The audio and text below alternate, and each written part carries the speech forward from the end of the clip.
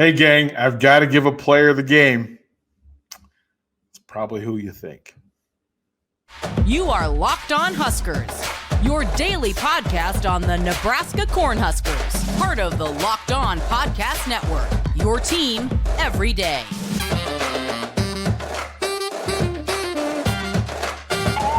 Hey, gang, thank you to it. It's the Monday after spring game. Thank you for making Locked On Huskers your first watch and listen each and every single day. Greatly appreciate it. I want to thank the folks from FanDuel Sportsbook for making this happen, for supporting Locked On and Locked On Huskers. Make every moment more. FanDuel.com/LockedOn for details and perks. I want to talk about some of the good things that happened in Saturday's spring game. There's the good, there's the bad, and then there's the ugly. I want to start with the ugly just to get it out of the way. This was a recruiting weekend. And to bring players in from around the country who in cases, left 80, 85-degree weather to come to Lincoln, Nebraska, sometimes for the first time, some for the second time. But I can tell you, we started a pregame show, and it was below 40 and windy and brisk and frigid. Like, it was tough. It was tough. And I felt terrible because if you're trying to show Lincoln, Nebraska at its best, you're trying to show Husker football at its best, man, people were bundled up. People had scarves on. People had, I think I'm just thawing out, to be honest. It was tough. It was a tough day, and it made it tough to evaluate. And that's what Saturday was about, showing off your best and evaluating talent. And this cold weather didn't help. So the ugly was the weather. The ugly was also, 18 tackles for losses. The ugly was 8 fumbles and 6 loss. The ugly was no touchdown passes and 2 interceptions. Those were the uglies. Let's go to the good. The best thing I saw Saturday was Jeff Sims. The Georgia Tech transfer looked like he was in control. He looked like when he chose to make a play that he was the best player on the field. And as he was described by the coaching staff, that he is an elite passer who just happens to run a 4.40. He also happens to be, 210, 215 pounds. So if you just think he's a blazer and you come up tiptoeing up to Jeff Sims, first of all, he can shake you. He can break you down. He can make you trip and fall. But also, Jeff Sims can put his shoulder into you and make you pay.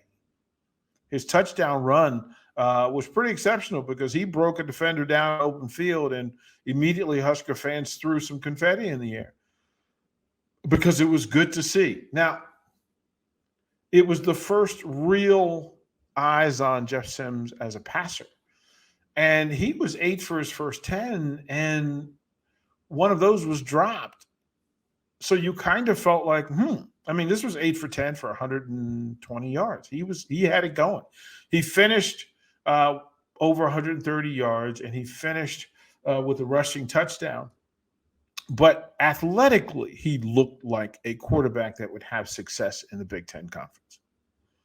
He looked like the game was slow enough for him to be successful. It didn't look confusing, and it didn't look like he was calculating on the field. He was simply playing. He was out there balling. And it was good to see. It was a big part of it. It was a big part of why what we were looking for. He ran the ball 6 times for 14 yards. He had a long of 7. That was the touchdown run. But he finished 9 of 13 for 139 yards. He had a 38-yard long That was his long of the day. But he was crisp. He was crisp in his reads. He was crisp in his zone reads. Yeah, he had some pressure on him. There were some times where there were breakthroughs and he had to make a decision on the run. But he looked composed. He looked like the moment was not too big. And that would allow Husker fans to exhale a bit. I can fully say that the Husker offense, had it been run by Jeff Sims the entire time, would have better numbers than it ended up with. He was the best quarterback on the field by a lot. And while that is a good thing because you have a 1A, you have a 1B in Casey Thompson who did not play. And we'll talk about Casey Thompson and the guys who did not play. We'll talk about that in the next segment. But seeing Jeff Sims and then seeing Harburg, Purdy, Torres, you saw the difference. You saw that there was a gap. There's a working, functional gap between Jeff Sims and the other quarterbacks in the room. And again, a reminder that, Matt Rhule said that this was the most talented college offensive room he's been around. And that still may be true. But you have 6 scholarship quarterbacks, and I'm not sure how many of them are on the roster in August. We don't know. But it's a tough sell. Now, he's a great salesman, but it's a tough sell to tell me that all of those quarterbacks are going to still be on the roster come August. I hope they are. Nebraska will be better if they are. If Casey Thompson, Logan Smothers, Heinrich Harburg, Jeff Sims are all here on campus and on this team in August, it's a good thing for Nebraska football. Nebraska fans can celebrate if that's the case. But if not, knowing that you have Jeff Sims as a 1A or 1B, whatever way you slot it and whatever way it ends up working out, you have a competitor, you have a leader, you have a young man that his teammates have bought into, quite frankly, especially linemen. The offensive linemen have bought in to Jeff Sims. Now, not to say they have bought in on the others, but you could see there's a different pep in the step when Jeff Sims is behind center and calling plays for this Nebraska football team. That's just for now, and that's just on day one and on a Saturday in April. And that doesn't matter that much, except it's all we have. We'll throw a break. When we come back, I want to talk about players on the field and players not. Because, quite frankly, it is as much the story as anything else that happened Saturday. We'll be right back.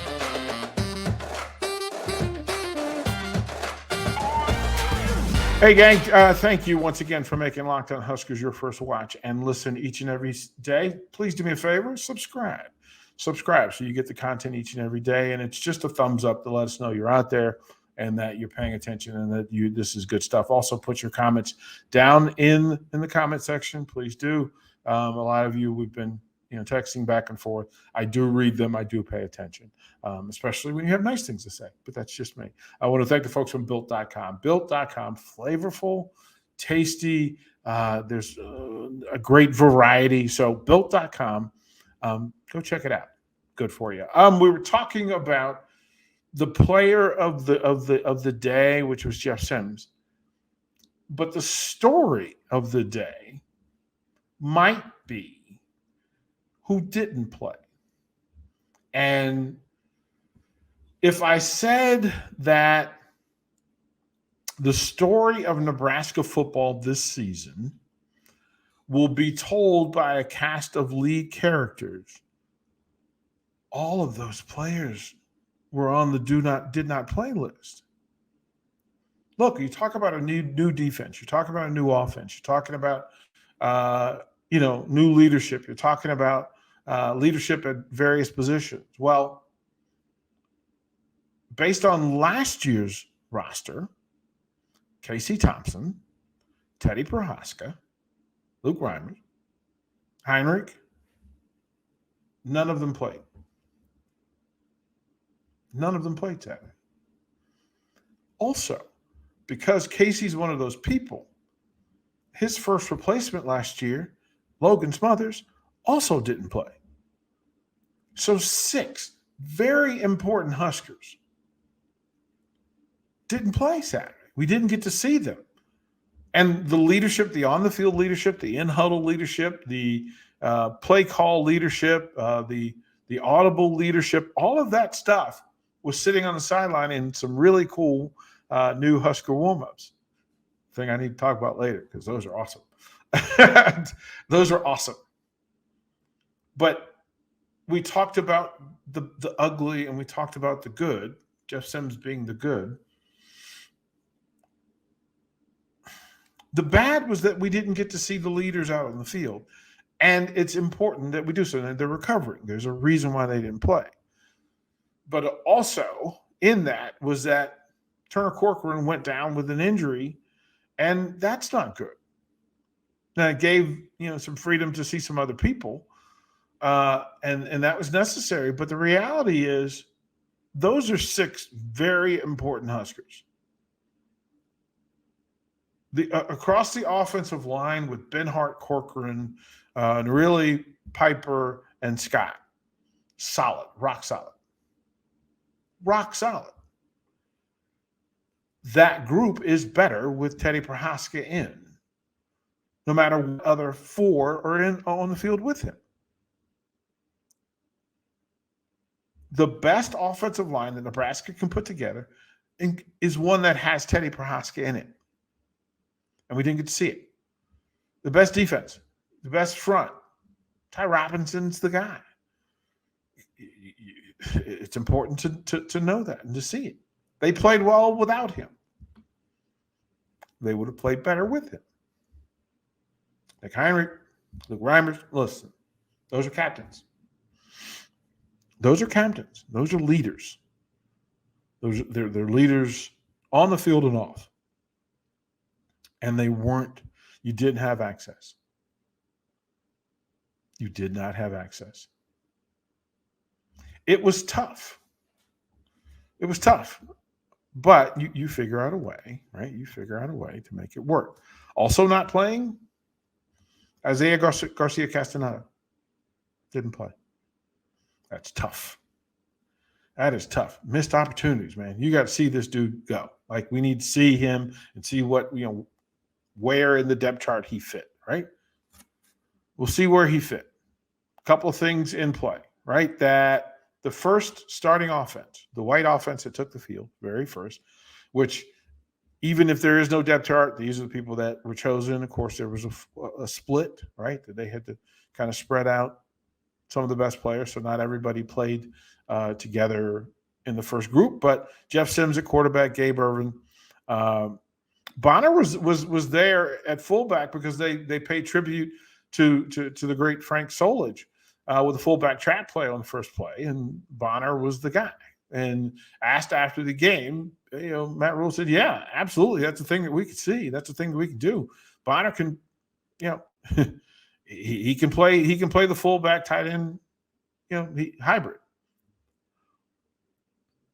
Gabe Ervin, Ramir Johnson, both getting credit as team one running backs. Marcus Washington, Xavier Betts, Billy Kemp IV as the 3 receivers out there. Thomas Fedoni, Borkature were the tight ends. Again, that if you lined it up that way, I believe on the first play it was the 3 tight end look, with one being a fullback hybrid, and then of course Corcoran, Willie, Scott, Piper, and Ben Hart at tackle. So yeah, we got to see some things, but we missed out. We didn't get to see some of the best players on the roster. On the defensive side of the ball, the Red defense, this was interesting. Again, without the 3 bigs that we talked about. And again, this is your anchor in the middle of it. Cameron Linhart, Princewell, Uman Mielen. keep trying to say that throughout the course of that. Elijah Judy and Nash Hotmacher were identified in that first set as the starting defensive linemen. MJ Sherman, John Bullock, again, inside because Reimers was not there. Heinrich was not there. Jamari Butler at the other linebacker as well. And I have to tell you, to get excited about MJ Sherman, he's the real deal. Real deal. Some questions were answered, right, with Corey Collier and Isaac Gifford at the safety positions, Malcolm Hartzog and Quentin Newsom at the corners, Omar Brown kind of in another defensive hybrid as well. So you got to see folks, but it would have been nice to see the full leaders. I would be curious to see that if Casey was healthy, who would be quarterback one. I'd be curious to see if Teddy Prohaska was the starting left tackle, how the other linemen lined up. Would have been interesting. I would suspect that Ben Hart and really at the guards with Corcoran at the right guard with Nori inside of Prohaska because they're used to playing together, and it's a good combo. And then Ben Hart and Corcoran on the other side.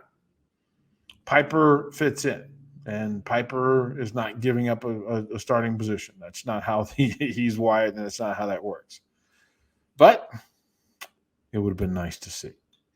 That'll be it for this segment. We'll come back. I want to talk a little bit more about some of the plays that were made and then talk about the celebration and ceremony, the things that happened away from the game that affected the game and that moved the crowd. We'll talk about that when we come back to Locked On Huskers.